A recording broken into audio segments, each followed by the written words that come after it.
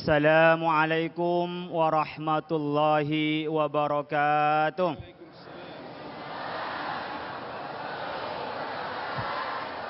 Alhamdulillahilladzi ja'alana khalaifa fil ardh.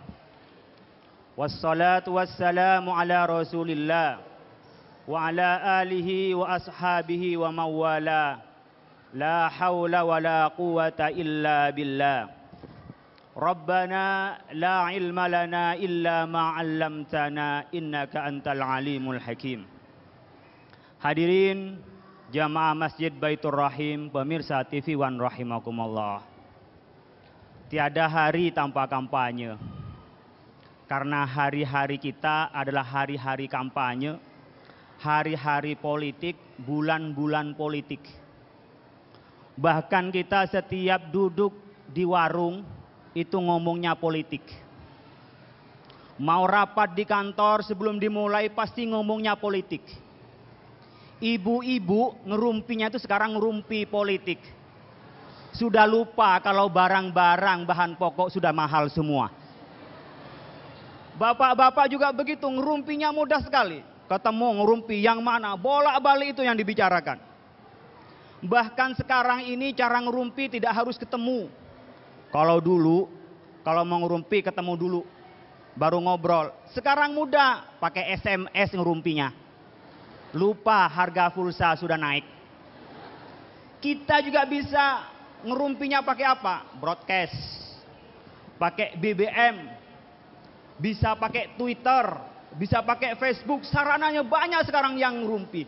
Dan kita lupa bahwa sebentar lagi kita sudah masuk bulan Ramadan. Ini bulan-bulan politik. Dan ingat, ketika politik tidak diletakkan pada asasnya, maka politik bisa menjadi sesuatu yang kejam. Tetapi ketika politik diletakkan pada tempatnya, hubungannya dengan etika, maka politik menjadi sesuatu yang mulia. Yang mulia menjadi fakultas ilmu politik. Yang tidak mulia menjadi tahanan politik. Yang bisa bikin kerusuhan. Kita harus ingat bahwa berpolitik untuk menciptakan kebaikan. Jika tidak tepat, kita ingat pembunuhan mulai zaman dalam sejarah itu dan sekarang di Timur Tengah di beberapa tempat, pembunuhan, penghancuran, pengboman semua karena politik. Tetapi juga kita tahu bahwa banyak politik yang membawa kesejahteraan. Politik Rasulullah Shallallahu Alaihi Wasallam membawa kesejahteraan. Politiknya para khalifah, politiknya para sahabat itu membawa kesejahteraan. Tergantung bagaimana kita menyikapi politik itu. Coba kita lihat bagaimana ketika politik sebagai misi kenabian. Kalau politik diletakkan sebagai misi kenabian, maka politik menjadi satu yang mulia. Di dalam misi kenabian itu untuk apa? Menjaga agama dan juga bagaimana mengatur dunia ini. Pada tahap agama, agama bisa direalisasikan. Pada tingkat keteraturan itu dilakukan dengan politik. Kalau risalah kenabian itu membawa kedamaian, bukan kebencian. Tidak perlu benci siapapun dari calon presiden kita, mau Jokowi ataupun JK, Prabowo atau Hatta, dua-duanya adalah keluarga kita, keluarga Indonesia. Siapa yang jadi adalah presiden kita. Oleh karena itu, kita menyikapi politik bagaimana membuat Indonesia itu maju, bukan Indonesia yang saling caci maki. Kalau di antara kita saling caci maki kan udah sering kita berantem. Masa tingkat nasional menjadi caci maki?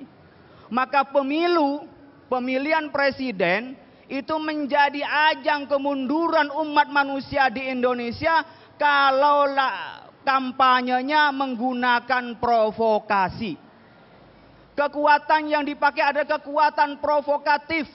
Tidak menggunakan kekuatan akal, tapi akalnya menggunakan kekuatan. Kita harus tahu bagaimana meletakkan politik itu sebagai suatu yang suci. Disinilah umat Islam, seluruh agama manapun akan meletakkan politik dari perspektif agama untuk bagaimana merealisasikan keteraturan dari nilai-nilai agama itu. Saya ingin menyitir dua hal. yang paling bahaya. Ucapan Malik bin Nabi, seorang pemikir Aljazair, mengatakan dua hal yang paling bahaya. Orang berilmu dan orang berkuasa. Ini paling bahaya. Apa katanya Malik bin Nabi? Idza kanal ilmu duna dhamirin kharabar ruh. Idza kana siyasatu awis sultanu bila akhlaqin kharabal umma wal insaniyah. Kalau orang berilmu tidak ada hati nuraninya, maka akan hancur ruhnya itu. Pendapatnya tergantung pendapatan. Jadi tim sukses bukan bagaimana memberikan misi visi Indonesia yang baik, tetapi isinya adalah provokatif. Ketika terjadi orang pintar ini tidak lagi punya hati nurani, dia pintar komputer bukan bagaimana membangun sistem, tapi hanya bikin hacker. Ketika dia ngerti tentang nuklir bukan bagaimana nuklir menjadi sumber listrik kita, tapi nuklir untuk menghancurkan. Itu ketika apa? Ketika ilmu tidak ada hati nuraninya. Maka apa yang disampaikan hanya untuk ngibulin orang. Ini tanpa terkecuali. Orang alim pun, orang berilmu agama besar, ilmu agama banyak, tapi tidak ada hati nuraninya, maka yang dipakai adalah kebejatan dan hanya untuk menipu orang lain. Disitulah Imam Ghazali menyebutnya adalah ulama su. Begitu juga ketika kekuasaan itu tanpa dengan moral, maka kekuasaan itu akan menghancurkan umat, menghancurkan kemanusiaan. Kita bisa lihat bikin kebijakan yang hanya eksploitasi alam kita. Sekian kekayaan kita, kita punya royalti hanya sekian persen. Tetapi dirinya dapat royalti lebih besar daripada negara yang punya kekayaan ini. Yang punya kekuasaan tidak untuk memakmurkan rakyat, tetapi punya kekuasaan hanya untuk memperkaya diri sendiri dan hanya untuk mengkorupsi. Oleh karena itu, kita perlu mewaspada dua hal. Tentang ilmu tanpa ada hati nuraninya dan kekuasaan tanpa dibarengi ikhlas. Kedua-duanya, antara kekuasaan dan agama, ilmu dan agama, itu dua hal bagaikan saudara kembar. Masya Allah, pemirsa yang dirahmati Allah, bisa kita katakan bahwa sesungguhnya politik kita ibaratkan seperti barang mati. Yang membuatnya hidup adalah manusia. Permasalahannya manusia seperti apa yang memegang politik ini. Nah, seperti yang telah dijelaskan tadi, bahwa politik dalam sebuah negara adalah sebuah tindakan kolektif. Maka kesuksesan daripada politik dalam bernegara tergantung masyarakatnya, kematangan dalam memaknai politik itu sendiri. Itu akan kita sampaikan tentunya selepas pesan-pesan yang berikut ini. Damai Indonesiaku.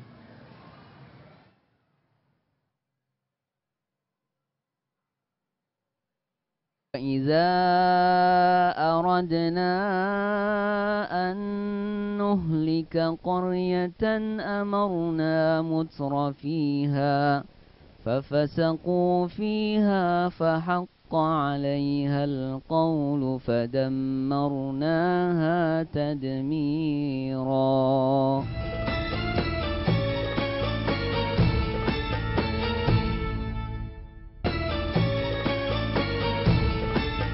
Bahwa demokrasi adalah sistem pemerintahan dan sistem politik yang terbaik. Sebuah pemilihan yang berintegritas. Pilpres harus kita tunjukkan sebagai sebuah kegembiraan politik. Hadirin jamaah Masjid Baitur Rahim, pemirsa TV Wan Rahimakumullah. Kita semua pasti menunggu tanggal 9 untuk kita nyoblos. Calonnya cuma dua, antara Jokowi atau Prabowo presidennya. Saya nanya sebagian kanan saya, milih Jokowi atau Prabowo? Mau milih Jokowi apa Prabowo, Bu? Ini banyak Prabowo. Di sini. Pilih satu, jangan pilih dua. Ibu pilih satu, jangan pilih dua. Ya betul, jangan pilih dua, pilih satu saja. Karena kalau dipilih dua-duanya nanti suaranya tidak sah. Ya, jadi harus pilih satu, jangan pilih dua. Karena kalau dipilih dua-duanya menjadi tidak. Itulah Bu, nanti pemimpinnya yang akan jadi di antara keduanya ini adalah presiden kita, dan presiden itu mencerminkan masyarakatnya. Kenapa? Seperti di Indonesia Pilpres sudah pemilihan langsung.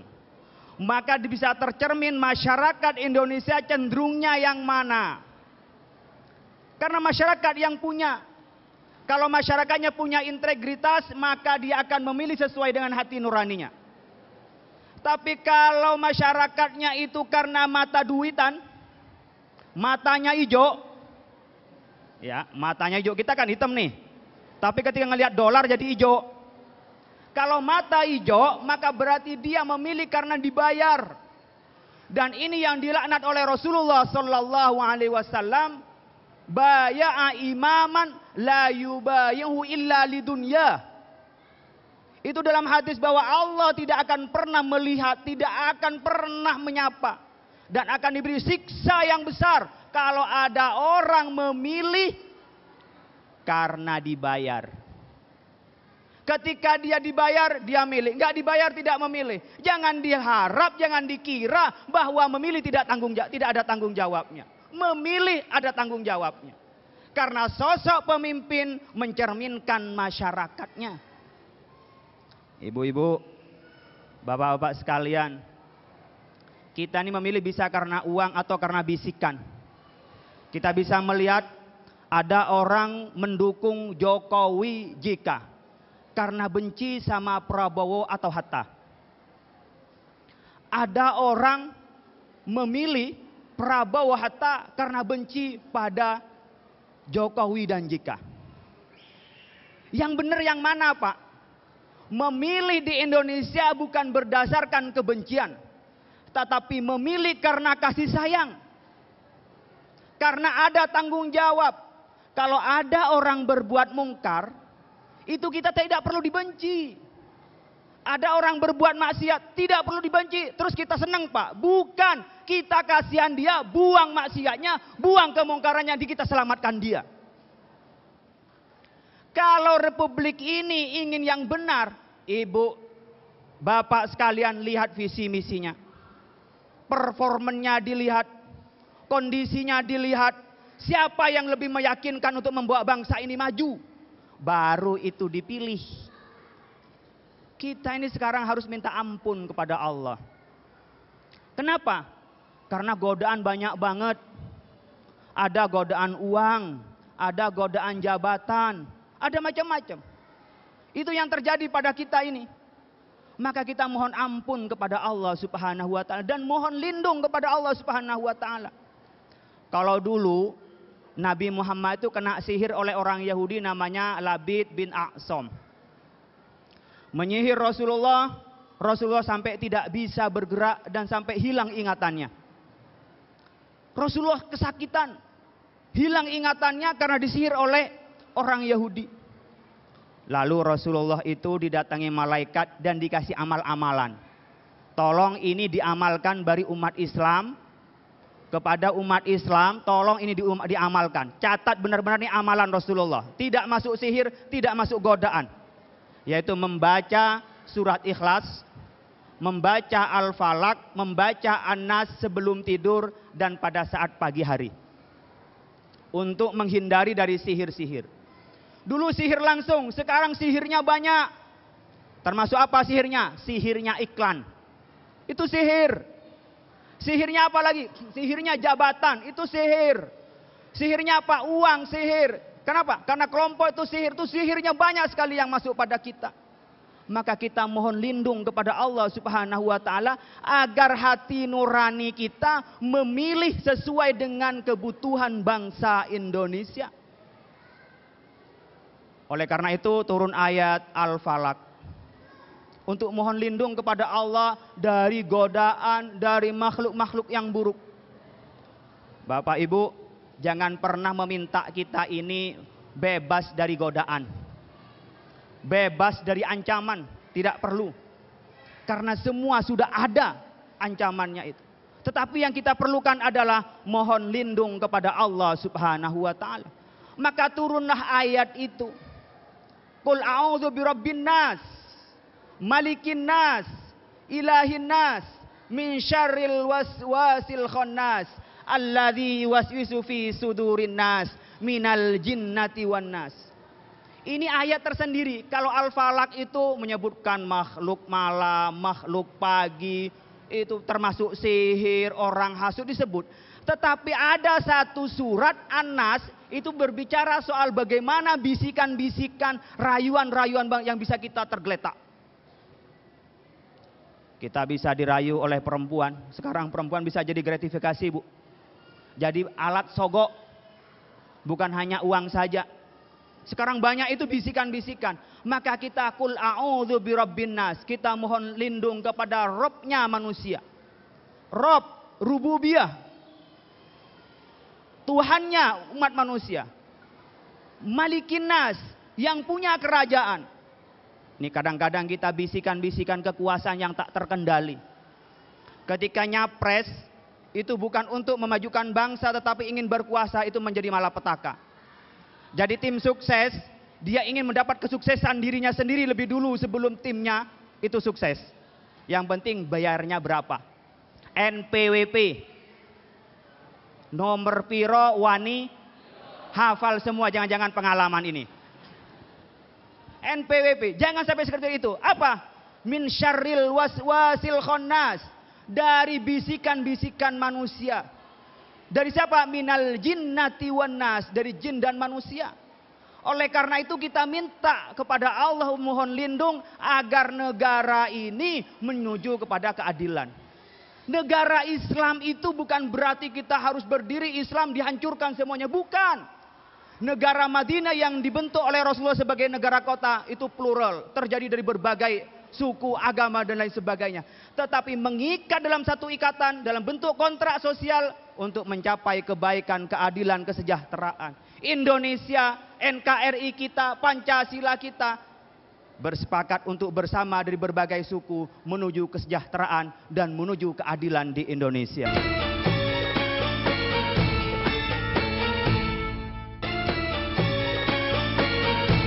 Hadirin jamaah Masjid Baitur Rahim, pemirsa TV Wan rahimakumullah. Dalam Islam, kepemimpinan menjadi suatu yang keharusan. Islam mewajibkan setiap orang menjadi pemimpin minimal bagi dirinya sendiri. Ketika ada dua orang jalan, harus dipilih di antara mereka ada pemimpinnya. Tidak boleh ada kelompok, komunitas, keluarga, negara tanpa ada pemimpin. Harus ada pemimpinnya. Di dalam Islam, cara pemilihannya tidak baku seperti apa. Apakah pemilihan langsung atau formatur. Tetapi kesantunan para ulama, kesantunan para pemimpin Islam, para khalifah, itu yang harus kita teladani. Pada saat Rasulullah Sallallahu Alaihi Wasallam wafat, para khalifah ini berpikir siapa yang akan meneruskan sebagai ganti dari kepemimpinan Rasulullah Sallallahu Alaihi Wasallam. Berkumpullah khalifah ini. Pada saat itu orang-orang khalifah itu ingin memilih Sayyidina Umar bin Khattab. Kenapa Sayyidina Umar? Karena Sayyidina Umar meskipun mantan orang kafir baru masuk Islam, tetapi Sayyidina Umar dikenal dengan ketegasannya, dikenal dengan kewibawaannya. Sayyidina Umar dipilih oleh sekelompok ini, semua memilih Sayyidina Umar. Tetapi bagaimana tawaduknya Sayyidina Umar? Kata Sayyidina Umar, okelah saya. Tetapi saya ini masih junior, ada yang lebih senior. Siapa? Abu Bakar. Akhirnya Sayyidina Umar ini menyerahkan kepemimpinan itu kepada Sayyidina Abu Bakar As-Siddiq. Demikianlah tata krama pemilihan. Dalam pemilihan ini tidak perlu kita saling menjelekkan, tetapi dicari siapa yang paling pantas, siapa yang paling pas untuk memimpin di Indonesia ini. Kalau kita hanya nafsu saja, lalu kita hanya inginnya diri saja, atau kelompok saja, atau partai saja, itu tidak akan pernah mencapai kebaikan. Dan yang terjadi adalah perpecahan. Kenapa? Seringkali hanya kita menyalahkan orang lain daripada berbenah pada diri sendiri. Ibu-ibu, bapak-bapak sekalian, Allah itu menciptakan ada baik, ada buruk. Ada sehat, ada penyakit. Dan ada penyakit, ada obatnya. Kalau Allah menciptakan musang, itu juga menciptakan ayam. Jadi hati-hati ayam akan dimakan. Kalau ada barang, itu pasti Allah menciptakan maling. Maka hati-hati barangnya disimpan, jangan sampai diambil. Kalau kita oleh Allah diciptakan sebagai khalifah, kita tahu makhluk Allah yang paling baik siapa? Malaikat. La ya'sunallaha ma amarum, tidak pernah maksiat kepada Allah. Tapi kenapa bukan malaikat yang jadi khalifah? Allah juga menciptakan makhluk yang paling baik namanya malaikat, menciptakan makhluk yang paling buruk namanya setan. Tapi juga bukan setan yang menjadi khalifah nanti hancur dunia ini. Tetapi yang diciptakan oleh Allah adalah manusia, karena manusia punya potensi baik sekaligus mempunyai potensi buruk. Tinggal kalau manusia itu baik, maka dia mengalahkan keburukannya. Dia bisa menjadi baik melebihi malaikat dan akan lebih tinggi daripada derajat malaikat. Tetapi ketika manusia tidak mampu memanusiakan manusianya, tidak lagi mempertahankan martabatnya, dia akan lebih buruk daripada hewan itu. Oleh karena itu kita tidak perlu menyalahkan yang lain. Black campaign, kampanye dengan cara menjelekkan saingan, itu bukan kampanye cerdas, tapi membodohkan. Orang yang difitnah biasanya pada saat menerima fitnah memang dia akan terasa jatuh. Tapi pada dasarnya setelah dia ditekan, dia akan terpental ke atas menjadi orang baik. Lihat orang-orang yang dizolimi. Mungkin pada saat dizolimi itu dia tersiok-siok hidupnya. Tetapi ada waktunya Allah akan mengangkat dan akan menyampaikan kebenaran itu. Kita umat Islam tidak perlu menyalahkan ada musuh Islam di sana. Itu orang-orang musuh Islam menghancurkan Islam, tidak perlu. Kita tidak perlu menyalahkan orang lain, tidak perlu menyalahkan kelompok lain. Tapi perkuatlah umat Islam itu sendiri. Umat Islam sudah satu atau tidak? Umat Islam di Indonesia pecah atau satu? Insya Allah satu. Tapi satu A, satu B, satu C. Macam-macam satunya itu. Kita tidak perlu melihat orang lain merongrong kita. Tapi coba lihat mereka bisa merongrong kita. Sumber daya manusianya mereka seperti apa. Lalu lihat sumber daya manusianya umat Islam seperti apa. Oleh karena itu kita tidak perlu menyalahkan orang lain. Allah sudah mengutus Nabi Muhammad dan menurunkan ayat kepada kita untuk jadi kita pedomani. Coba baca di surat Al-Maidah ayat 105. Ya ayyuhalladzina amanu alaikum anfusakum la yadurrukum man dhalla idza tadaitum ilallahi marji'ukum jami'an fayunabbi'ukum bima kuntum ta'malun. Hai orang-orang yang beriman. Tanda-tanda ayat ini Madaniyah, turun di Madinah.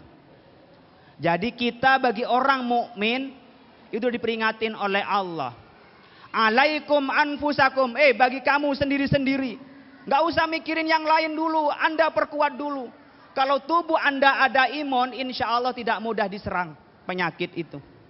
Kalau Anda bertauhid, tidak mudah diserang oleh godaan-godaan itu. Kalau Anda dalam keadaan kosong, floating mat, setan mudah masuk. Jadi kita perkuat dulu. Kalau kesehatan kita kuat, insya Allah lewat di tempat-tempat yang ada penyakitnya kita tidak terkena. Tapi tubuh dalam keadaan lemah, kena penyakit dikit insya Allah langsung. Karena nggak imun. Alaikum anfusakum. La yadurrukum man dhalla idza tadaitum. Tidak mungkin dari luar itu akan menjatuhkan kita. Tidak mungkin dari luar itu akan merobohkan kita, akan ngacak-ngacak umat muslim kalau umat Islamnya sendiri di dalam hidayah Allah. Sesuai imannya, sesuai Islamnya, sesuai ihsannya. Maka kalau berpolitik itu tidak membabi buta. Tidak semata-mata kekuasaan. Bulan Ramadan ingat, nanti nyoblosnya tanggal 5. Tanggal 9 kita di tanggal Ramadan itu, di bulan Ramadan. Ingat, nanti kita ngomongin orang, ghibah orang malah hilang pahalanya. Ingat, pilih silahkan pilih. Tidak boleh gara-gara milih salah satu musuhan sama teman. Dengan tetangga jadi kurang akur gara-gara milihnya berbeda. Ingat, jangan sampai ghibah itu. Ini ingat pada kita, kalau kita kembali pada Islam, maka pemilihan ini ajang untuk fastabiqul khairat. Untuk mencari yang terbaik, bukan cari maki, bukan saling membenci, tetapi saling menyayangi.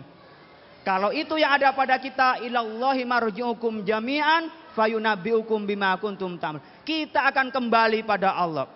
Semua akan dimintai pertanggungjawaban oleh Allah Subhanahu wa taala, dan kita akan tahu apa yang kita perbuat, mau cepat mau lambat, di dunia maupun akhirat. Bukan berarti di akhirat saja yang dibalas, di dunia pun tergantung pada amal perbuatan kita. Mau kecil mau besar, insya Allah kita.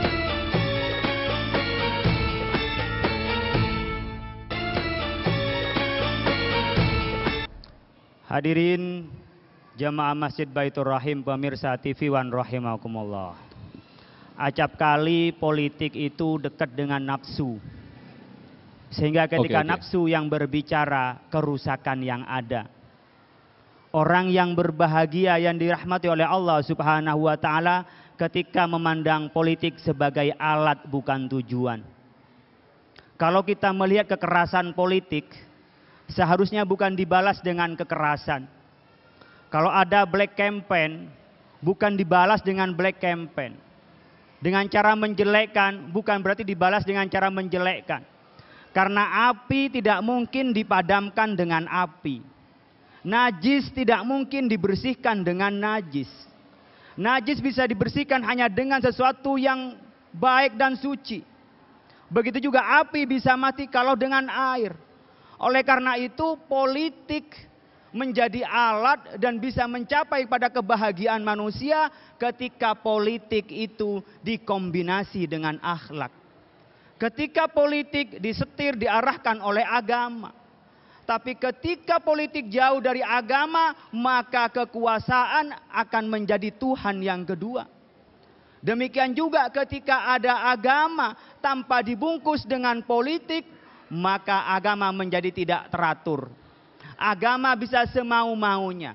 Oleh karena itu khilafatun nubuwah di dalam berpolitik kita untuk melanjutkan risalah kenabian fi hirasatid din wa siyasatid dunya. Di dalam memelihara dan melindungi agama, bagaimana menjunjung nilai-nilai agama dan bagaimana membuat hal-hal ini, kehidupan ini, perkara ini, negara ini semuanya menjadi teratur. Itulah tujuan politik kita. Oleh karena itu, politik harus tetap seirama dan menjadi saudara kandung dari agama kita dan etika kita.